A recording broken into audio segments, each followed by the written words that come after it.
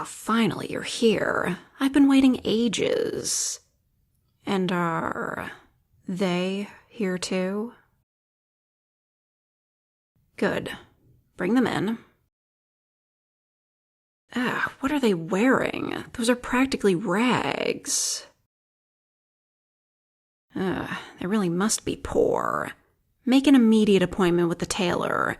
I can't have my paramour looking like a penniless wretch, even if that is what they are. And will you untie their hands? It's distracting. There we are. Now let me get a good look at you.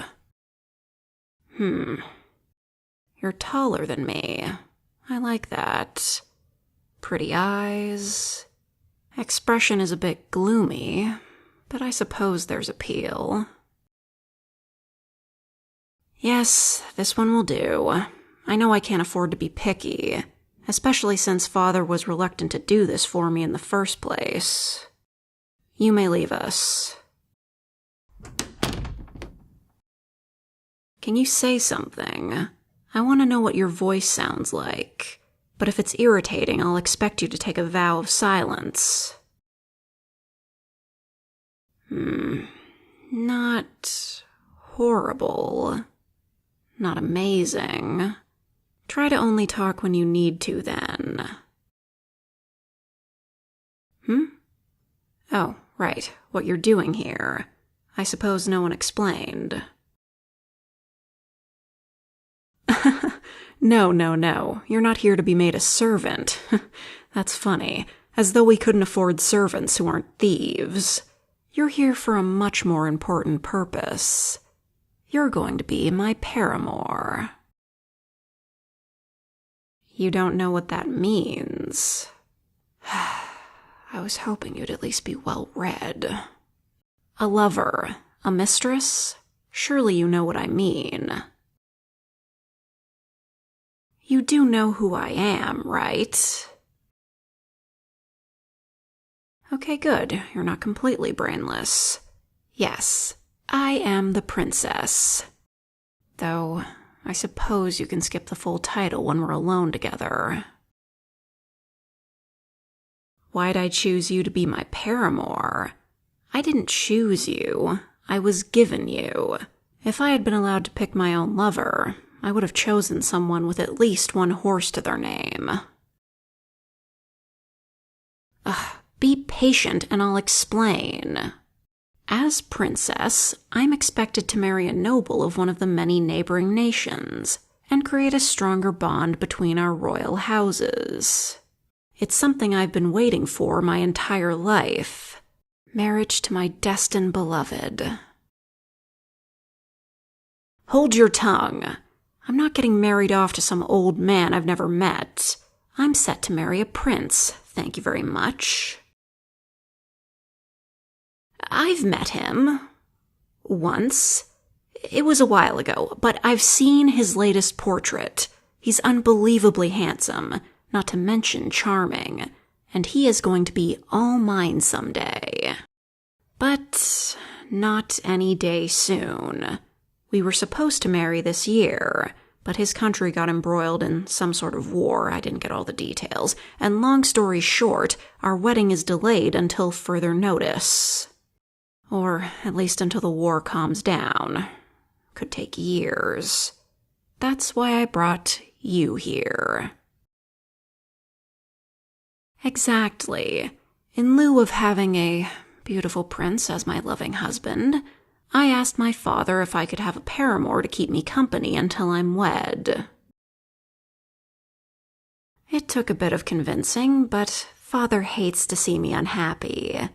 Of course, I couldn't be seen choosing a lover, so I had one of my servants choose someone that met the qualifications. It had to be a prisoner. If some random serf off the street was forcibly brought to the castle, people would talk. No one is going to notice an empty cell. It's not ideal, I'll admit, but you did meet the qualifications. Pretty enough to look at, and your crime wasn't too serious. You were in prison for stealing food, yes? Well then, there's nothing I need to worry about. We've plenty of food here, so you won't feel the need to steal anything. Your sentence. I think it goes without saying that this is replacing your prison time. You'll be free to go back to whatever hovel you call home when my new wedding date is set. With a clean record as well. You must be feeling quite lucky right now. I'm not doing this just because I'm lonely. And so what if I am lonely? You would be too if you weren't allowed any romance in your life until you were old enough to marry. But I can show you what loneliness really is if you want to go back to prison. That's what I thought. Besides, it's not just about needing company. If I'm well versed in the art of romance, it'll only make my marriage that much better. No need to go into it blindly. Do I think my future husband should do the same? Well, with the war, I doubt he'd have any time to. Anyway, I know he's only thinking of me, so I don't need to worry about that. I am not a hypocrite. Shut up. Now listen carefully. You may be my paramour, but there are still rules you must follow. Such as, you must always come when I call for you. It's your job to keep me entertained, so I expect you to be prompt about it. Next, you cannot leave the palace grounds, though that should go without saying. And most importantly, keep your mouth shut about our relationship. We won't be seen together in front of guests, obviously, but if anyone asks why you're here, just say you're my tutor. They won't question it further. Well, I've had many different teachers, so a new one won't seem odd. I didn't scare any of them off. They were just incompetent, so I didn't learn anything from them. New rule. No making fun of me. Huh?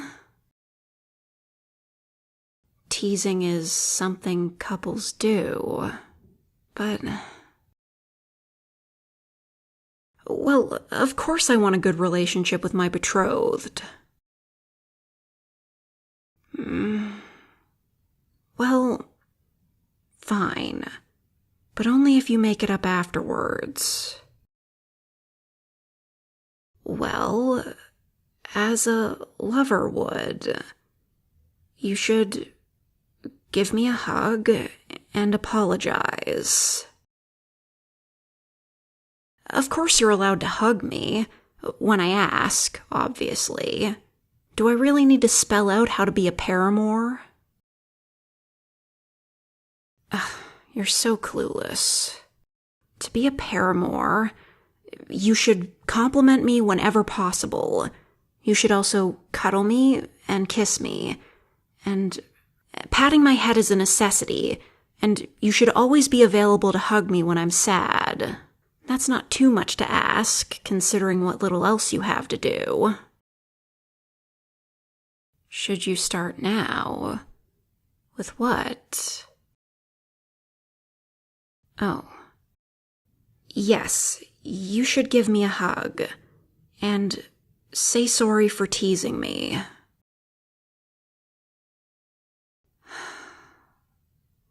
I'll forgive you, I guess. Just keep holding me. No, I'm not ready for you to let go yet. I don't even remember when I was hugged last. So, just indulge me like you're supposed to.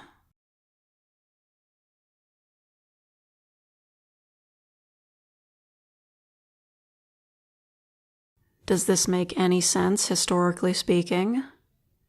Better question. Do I care?